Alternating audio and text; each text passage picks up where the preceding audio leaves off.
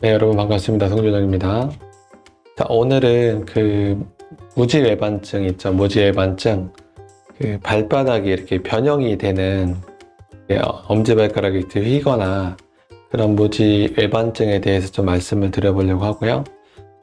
또 이제 발바닥이 좀 아프죠. 쑤시거나 족저근막염. 발바닥이 아픈 어떤 그런 통증들에 대해서 굉장히 많은 분들이 그런 질환을 가지고 계신 걸로 알고 있고, 제가 만나시는 분들 중에도 이제 그러신 분들이 되게 많습니다. 근데 그 근본적인 그것이 왜 생기는지, 근본적인 원인에 대해서는 잘 모르시는 경우가 많더라고요. 그래서 오늘은 그것이 생기는 어떤 원인, 그 다음에 어떻게 하면 개선시킬 수 있는지에 대해서 제가 알고 있는, 물론 제가 말씀드린 게 다 정답은 아니지만 제가 알고 있는 범위 내에서 말씀을 드려보도록 하겠습니다. 네, 제가 이것은 이제 예전부터 좀 많이 말씀을 드리고 싶었던 부분인데요. 이 자료를 좀 준비해 봤습니다. 자, 이제 화면을 보시면 엄지발가락 변형, 무지외반증, 방치하면 허리까지 안 좋아진다는 그런 기사입니다. 실질적으로 정상적인 발 모양인데 굉장히 많이 변형이 되어 있죠. 딱 보기만 해도 굉장히 아파 보입니다. 또는 이렇게 새끼발가락 쪽으로도 이렇게 변형이 일어나기도 하고요. 좀 상당히 불편하죠. 발바닥이 굉장히 예민한 부분인데,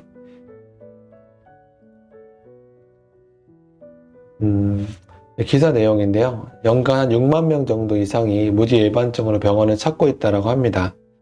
발가락이 휘어지면서 몸의 무게중심을 무너뜨리기 때문에 몸의 어떤 균형 상태라든지 몸의 어떤 에너지, 신체의 어떤 기혈순환 상태를 무너뜨리는 게 가장 큰 어떤 문제인 것 같습니다. 그리고 발의 통증뿐만이 아니라 균형이 무너지니까 무릎, 골반, 허리, 척추, 경추, 뇌질환까지도 여러 가지 2차 질환의 원인이 되기도 합니다. 네. 근데 원인을 보통 이제 여기에서는 발 안쪽에 돌출 부위가 신발에 부딪혀서 이제 통증이 발생한다라고 하는데, 실제로 이게 좀 이러한 경우가 되게 많이 해당이 됩니다. 그리고 족저근막염 같은 경우에도 발바닥이 변형이 일어나게 되면서 충분하게 어떤 발바닥의 힘이라든지 압력이 작용하지 않게 됐을 때 이제 근육을 싸고 있는 이제 근막이라든지 그러한 부분에 어떤 염증 또는 순환장애가 일어나게 되면서 어쨌든 발바닥의 문제가 발의 변형에서 온다, 이렇게 생각을 하시면 좋고요. 그렇죠. 발바닥은 또 오장육부하고 연결이 되어 있는데 이런 식으로 어떤 자극이나 통증이 나타나게 되는 거죠. 원인을 놓고 봤을 때 이제 신발입니다, 여러분. 신발. 다양한 형태의 신발들이 이렇게 있죠. 예쁜 신발들이 많이 있는데, 우리는 좋은 신발과 나쁜 신발에 대해서 여기에 주목을 좀 해봐야 됩니다. 보통 이렇게 신발의 형태가 보통 이러한 상태인데, 또는 이렇게 굽이 높은 신발을 신기도 하고요. 무지외반증의 가장 큰 원인은 보행에 무리를 주는 신발 착용이다. 그러면 어떤 신발이 좋은 신발이고 어떤 신발이 나쁜 신발인가, 무리를 주는 신발이 어떤 거고 무리를 주지 않은 신발이 어떤 것인가를 좀 아실 필요가 있습니다. 자, 우리 발 모양이 이렇게 되어 있죠. 발 모양을 보면은 이 발볼이 이렇게 넓습니다. 넓게 되어 있고 이 뒤꿈치 쪽은 좁게 되어 있죠. 그러면 발에 무리를 주지 않고 변형을 일으키지 않는 신발은 어떤 신발일까요? 이렇게 발볼이 넓게, 뒤쪽은 좁게. 근데 보통 우리가 하는 신발의 형태와는 좀 다르죠. 물론 이렇게 이쪽 부분은 좀 넓을 수 있지만 끝으로 갈수록 좁아지는 형태를 가지고 있어요. 근데 우리 원래의 발 모양은 이렇게 끝으로 갈수록 점점 넓어지는 이러한 구조를 가지고 있다라는 걸 보시면서 염두하시고 이걸 보시기 바랍니다. 그렇죠? 그리고 신발의 형태에 따라서 발이 이렇게 변형이 되죠.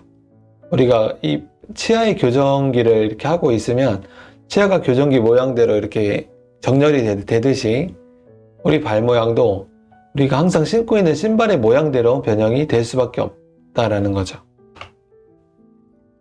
근데 대부분의 신발은 이렇게 발끝이 갈수록 좁아집니다. 다시 발 모양을 볼까요? 발 모양은 이런데 신발 끝은 이렇게. 보통 흔한 신발의 모양이죠. 네, 이건 제가 좀 이따 나중에, 이것은 이제 편한 신발입니다. 편한 신발. 네, 나중에 또 설명을 드릴 거고요. 우리가 이제 편하다고 하는 운동화도 보면은 그 신발 끝이 이렇게 좁은 상태로 되어 있어요. 이것도 이제 발에 무리를 많이 줍니다. 물론 구두보다는 폭신하고 부드럽고 그렇지만 형태 자체가 발끝에, 발가락에 무리를 준다는 거죠. 네, 이 신발도 마찬가지. 자, 구두는 말할 것도 없죠. 특히 여성분들이 신는 이 뾰족 구두는 발에 심각한 변형을 일으킵니다. 발의 변형이 일어나면 왜 무엇이 문제가 되는지는 제가 또 좀 이따 뒤에 설명을 다시 드려볼게요. 자, 보통 남성 정장 구두죠. 발끝이 이렇게 뾰족합니다. 자, 다시 한번 상기할게요. 우리 발 모양은 원래 이렇습니다. 이러한 신발이 당연히 발에 무리를 주겠죠. 그래서 이런 식으로 변형을 일으킨다는 거죠. 발 모양, 신발 모양대로 좁아져 있죠. 딱 이 모양대로. 원래 이런 발이 이렇게 변형이 됐습니다. 또는 이 새끼발가락 쪽으로 무리가 되기도 하고요. 자, 건강한 발이란 벌어진 발가락. 발가락이 이렇게 좁아져 있으면 안 돼요. 적당하게 벌어져 있어야 되고, 벌어진 발가락과 혈관이 몸의 하중을 잘 견딜 수 있는 발이 좋은 발입니다. 마치 나무 뿌리가 땅속으로 뻗어나가듯이. 그렇게 됐을 때 우리 몸의 하중을 정확하게 지탱을 할 수가 있다는 거죠. 혈액순환, 기혈순환의 필수입니다. 특히 발바닥에는 용천이라는 혈자리가 있어요. 용천혈은 발 앞쪽에 위치하고 있기 때문에 무게중심이 발 앞쪽에 와 있는 구조여야만 용천혈이 자극이 됩니다. 그런데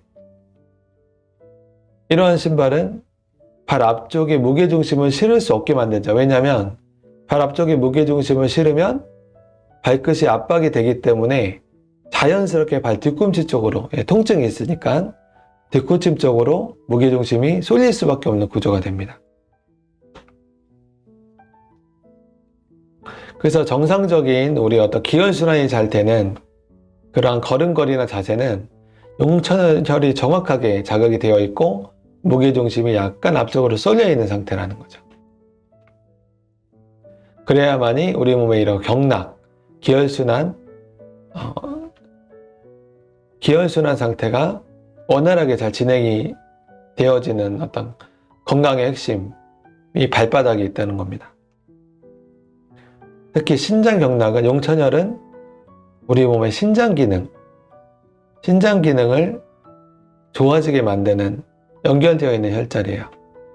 신장 기능이 왜 중요하냐면, 잠깐 제가 자료가, 그냥 말로 설명드릴게요.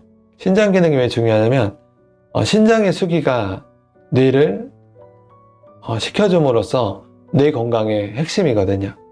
그래서 발바닥이 변형이 되면 뇌 건강에도 악영향을 미치게 되어 있습니다. 자, 보통 이것도 신발이 이제 너무 좁죠? 근데 제가 추천해드리는 신발, 이렇게 볼이 넓은 신발. 제가 이 신발을 홍보하는 게 아니고요. 어떤 회사에서 만들든 상관이 없어요. 볼이 넓은 이러한 슈즈. 보통 이제 발바닥 모양이 곰의 발바닥 모양과 비슷하다라고 해서 베어풋 슈즈라고 하는데, 또는 요즘에 맨발 슈즈? 그렇게 이름이 또 있습니다. 볼이 이렇게 넓은 슈즈를 착용을 하시는 게 여러분의 건강에 굉장히 유리하다라는 말씀을 드리고 싶고요. 실제로 이렇게 앞쪽 부분이 발볼이 넓어요. 예, 발바닥이 변형되지 않고 굉장히 편안한 신발이죠. 요즘에 이런 신발들이 또 유행을 또 많이 하고 있죠. 바람직하다라고 생각을 하고 있습니다. 네. 예, 여기 나오네요. 자, 아까 신장 기능이 중요하다고 말씀을 드렸죠. 신장의 역할은 이 물의 기운 수기를 머리로 올려서 머리를 시원하게 쾌적하게 만들어주는 역할을 합니다. 그런데 신장 기능이 약해졌어요. 발바닥이 변형이 돼서 수기가 충분하게 자극이 되지 않아. 그러면 뇌가 가열되면서 나타나는 여러 가지 화병, 몸이 차가워지면서 냉증, 여러 가지 질환과 질병의 원인이 되기도 합니다. 우리가 편하지 않은 신발은 이렇게 좁죠. 이렇게 해서 반복해서 보여드리는 거예요. 이렇게 좁은 신발은 안 됩니다, 여러분. 정말로 건강해지시려면 발볼이 넓은 신발을 신으셔야 돼요. 구두는 필요한 경우에만, 예식장 갈 때만, 선을 볼 때만 그렇게 신으시고 평상시에는 좀 편한 신발 신으시기 바랍니다. 실제로 이런 신발, 저는 이 신발을 거의 한 5년째 신고 있는데 몸이 굉장히 더 많이 건강해졌습니다. 네, 자 여러분 어떻게 잘 보셨습니까? 제가 그 발볼이 좁은 신발을 신다가 발볼이 넓은 신발을 신었어요. 그래서 발 모양이 굉장히 좀 편안해지고 실제로 건강도 되게 좋아지고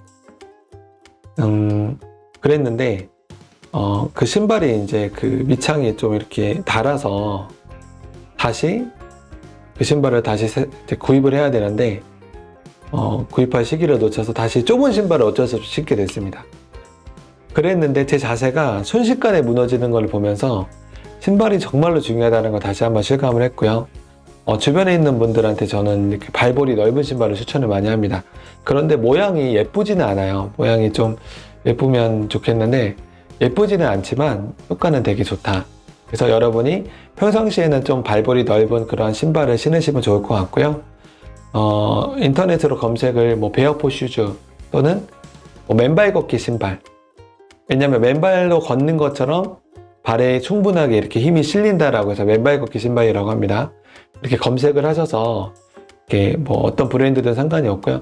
그런 걸 좀 신으시면은 여러분의 건강을 유지하시는데 굉장히 도움이 많이 될 것 같습니다.